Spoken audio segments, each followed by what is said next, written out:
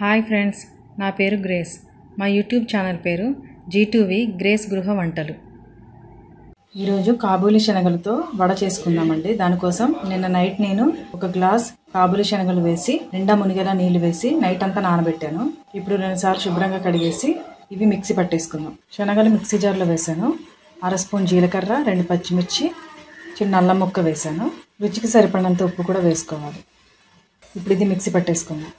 శనగలు మిక్సీ పట్టేటప్పుడు గట్టిగా ఉంటుంది. అందులో కొద్దిగా నీళ్ళు వేసుకుని వడ వేసే విధంగా ఈ విధంగా మిక్సీ పట్టుకోవాలి. ఇందులోకి కొద్దిగా కొత్తిమీర చిన్న చిన్న ముక్కలుగా కట్ చేసి వేసాను.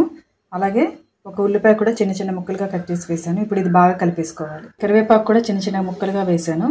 ఇది కూడా బాగా కలుపుకోవాలి. ఇప్పుడు వడ వేసుకోవడానికి వడ బ్యాటర్ రెడీగా ఉంది. ఇప్పుడు వడలు వేసేసుకుందాం. ఇప్పుడు స్టవ్ మీద చిన్న కడాయి పెట్టుకొని అందులో కొద్దిగా ఆయిల్ వేసుకున్నాను.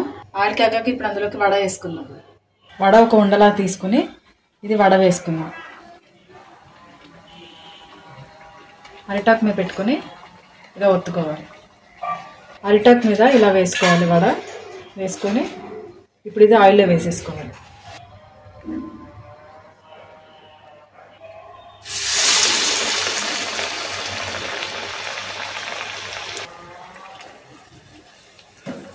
వడ ఈ విధంగా కాలాక తీసేసుకోవాలి.